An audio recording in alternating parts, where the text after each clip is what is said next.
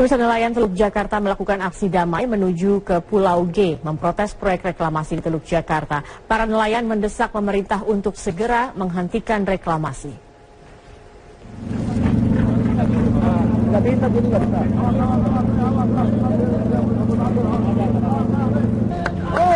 Sekitar 1000-an nelayan tradisional dari Muara Angke melakukan aksi damai dengan menggunakan ratusan perahu menuju Pulau G yang merupakan salah satu pulau buatan di kawasan Teluk Utara Jakarta. Mereka menuntut pemerintah untuk segera menghentikan proyek reklamasi. Para nelayan menganggap reklamasi menyalahi aturan dan tidak adanya sosialisasi terhadap nelayan kecil. Mereka juga menuntut kebijakan pemerintah karena dengan adanya reklamasi, pendapatan nelayan berkurang hingga 63%.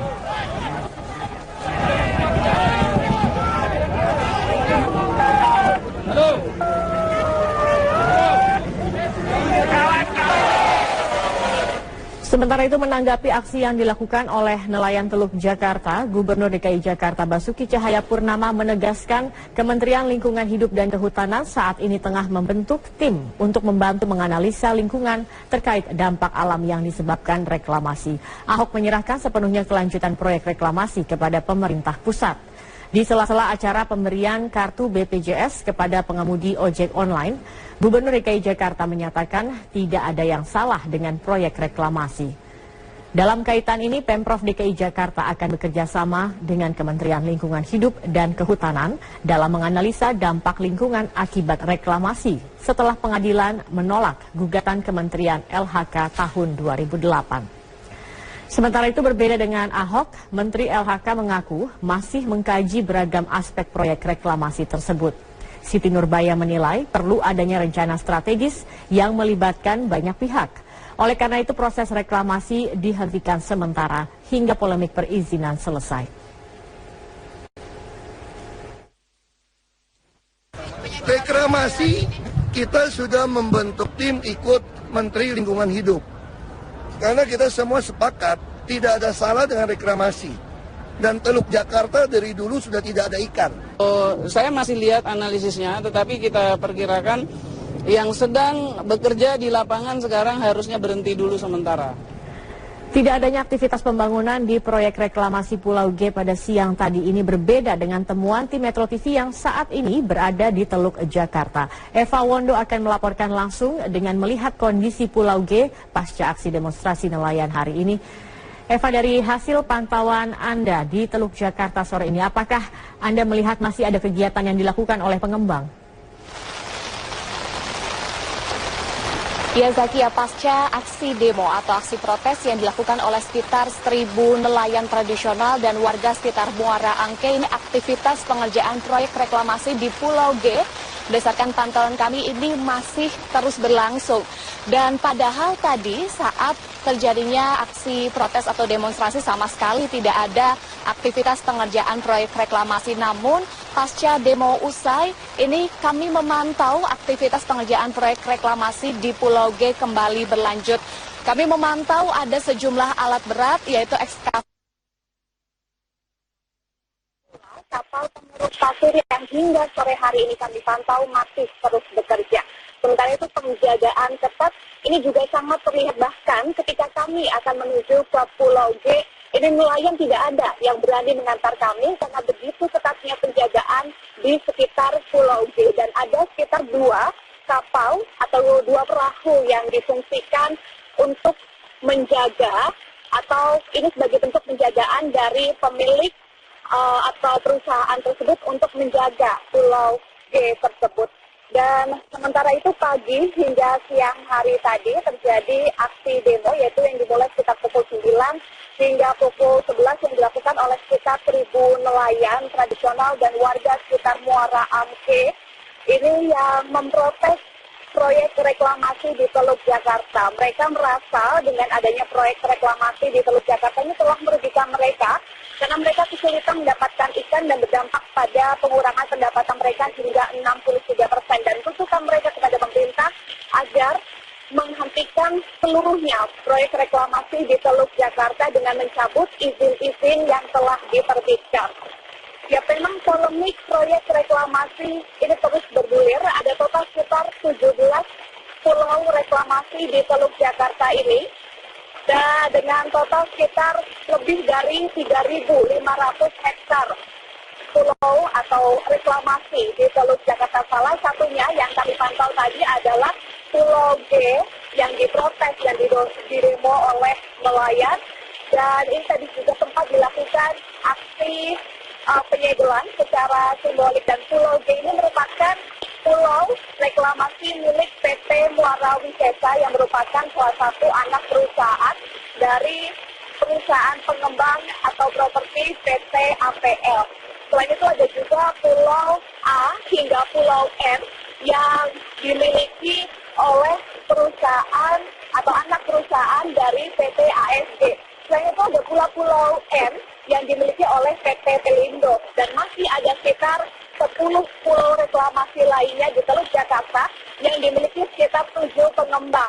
Dan kasus atau polemik reklamasi ini mencuat pasca adanya kasus dugaan suap yang kemudian menciduk atau melibatkan anggota DPRD atau tepatnya yaitu Ketua Komisi D DPRD DKI Jakarta Muhammad Sanusi, dan ada pula presidir dari PT APL Aris Panuwijaya dan juga bersama asisten PT APL Fernanda Bihantoro. Sementara itu untuk kelanjutan proyek reklamasi ini masih terus bergulir, yaitu dari Kementerian Kelautan dan juga Perikanan dan juga Perikanan memutuskan untuk menghentikan sementara proyek reklamasi ini hingga izin keluar.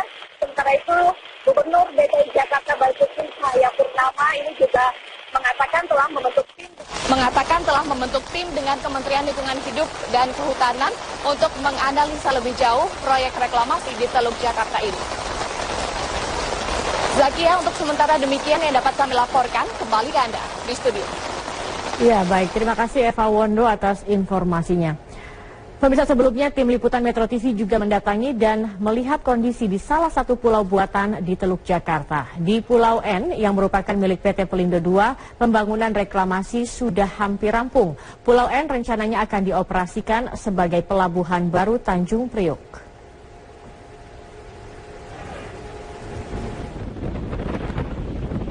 Saat ini saya sedang berada di jalur utama menuju Pulau N yang nantinya akan difungsikan sebagai the new port of Tanjung Priok, pelabuhan baru Tanjung Priok.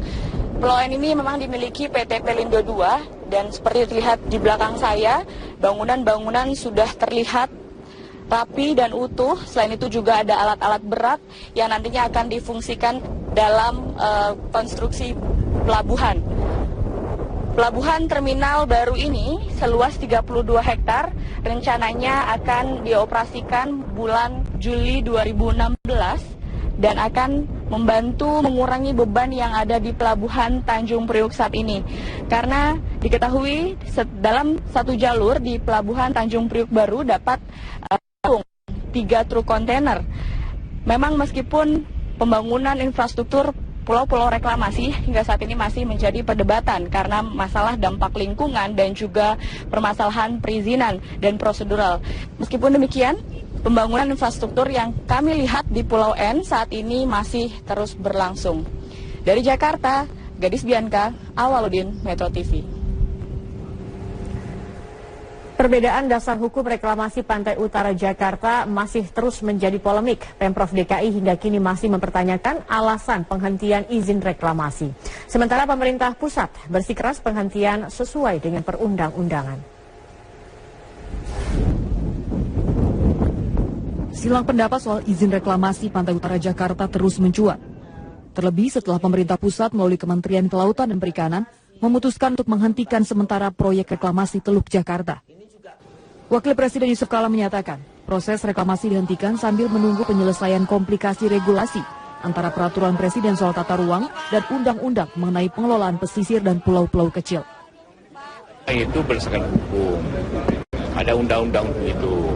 Tadi kalau bicara dengan Ibu Menteri Lingkungan dan itu, bagaimana kita membuat judgment atau keputusan sesuai undang-undang yang ada. Izinnya bagaimana, lingkungannya mana, apa lengkap itu izinnya, lingkungannya, baru bisa. Ya. Apa? Kalau untuk reklamasinya diberhentikan sementara? Iya betul.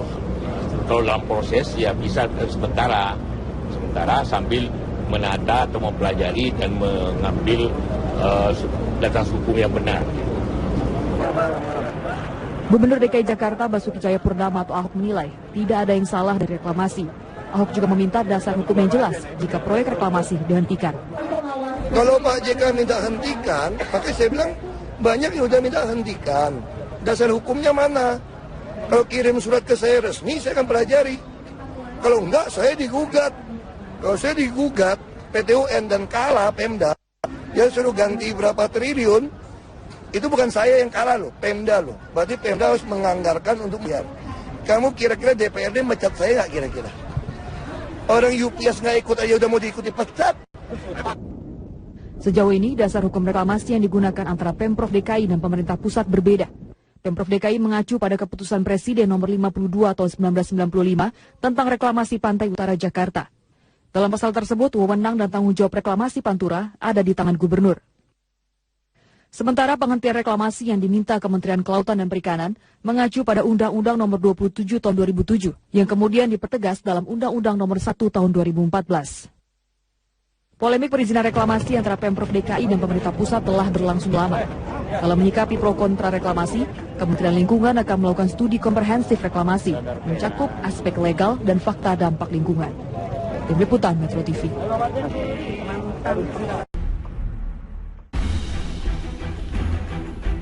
Namun, usai permintaan maaf ini, Ahok dan kisah sumber waras terus berlanjut.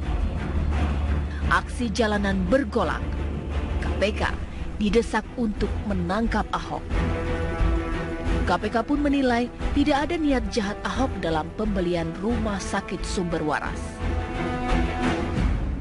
BPK kan sudah menyatakan kerugian negara. BPK ada menyatakan itu, tapi kami masih mendalami apakah peraturan yang dilanggar itu memang betul-betul ada atau gimana. Belum ada yang kasus korupsi atau? Enggak, kami masih mendalami kasus, jadi kami belum bisa menyimpulkan itu. Ya. Penegak hukum itu menentukan kerugian negara itu bersifat pidana atau tidak. Apabila ada unsur-unsur, pertama ada niat jahat. Nah, kedua ada bukti kerugian negara. Ketiga mungkin barangkali menguntungkan orang lain. Ya, ketiga dan seterusnya. Nah, itu kalau Rp1 pun kerugian negara bersifat dan memenuhi aspek itu, maka itu sudah bisa aparat penegak hukum menjadikan seseorang itu menjadi tersangka.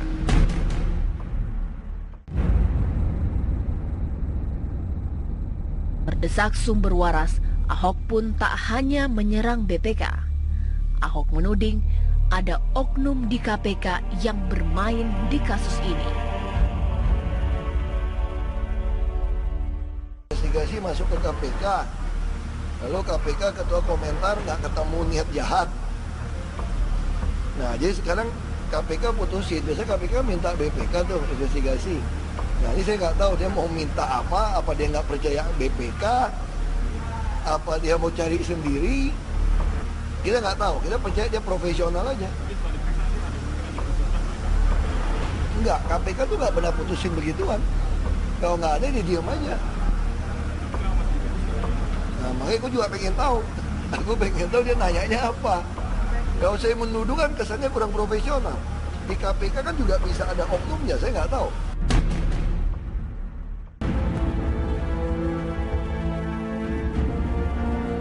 Langkah penegak hukum menuntaskan sumber waras kini dinanti. Karena siapa yang sebenarnya waras di balik dugaan korupsi sumber waras? Ahok atau BPK?